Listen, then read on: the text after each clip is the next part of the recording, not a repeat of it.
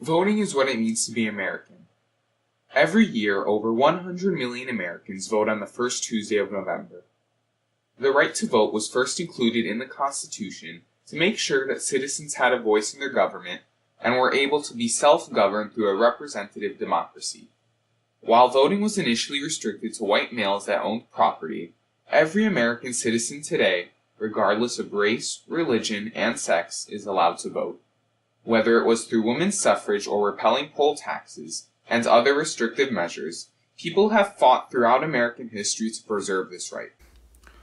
Despite fighting throughout history to ensure everyone has the right to vote, new threats to voting have appeared today.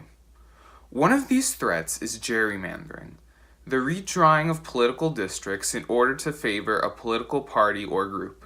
The origins of gerrymandering start at the beginning of our nation, with district manipulation as early as 1788, when John Henry forced the Virginian legislature to move the borders of a district in order to have Henry's political foe, James Madison, run against a tougher opponent. Later, in 1812, Governor Elbridge Gerry of Massachusetts designed a new district in his state to favor his political party that looked like a salamander. This is where the term gerrymandering originated from, a mix of gerry and salamander. Adding to the complexity of gerrymandering, there are thousands of ways to make a district. This diagram of boxes shows perfectly how gerrymandering and the people that are in charge of creating districts have so much power. Diagram 1 shows a population of 30 blue voters and 20 red voters. Diagram 2 shows the most compact and representative way for the districts to be split up to elect representatives. There are 3 blue districts and 2 red districts, perfectly mirroring the voters and their parties. Diagram 3, however, has created 5 districts in which the blue party wins all 5. Despite there still being a 40% red vote, all 5 districts will be represented by a member of the blue party. Diagram 4 packs all the blue voters into districts so they only win 2, while the red voters are spread out and manage to capture 3 districts.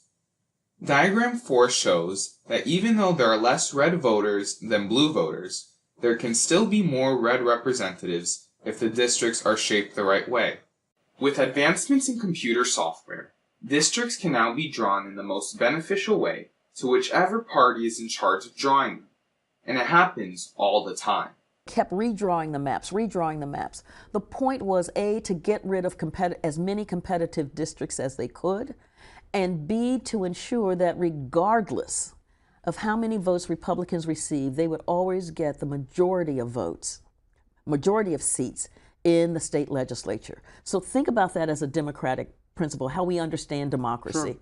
that regardless of how many, we will always have the most. Gerrymandering is starting to become even more prevalent of an issue today. And now, we're starting to see examples like this, prompting the Washington Journal to call these types of districts crimes against geography. In order to find out more about political gerrymandering, I talked to Michael Blecher, a community activist and founder of a nonprofit political organization focused on creating change in government on a local level. Gerrymandering is not only a national issue, it actually happens in numerous countries. It becomes very problematic. You're more likely to see an incumbent die in office than lose their re-election. That is to say that we have made the maps in such a way that it is very difficult for someone to lose their re-election. It's very difficult to even see a purple district. That is to say that most districts are now heavily red or heavily blue. In terms of good government and wanting to fight corruption, there's nothing often worse than having a one-party dominate region or geographical area. It makes corruption much easier to go unnoticed.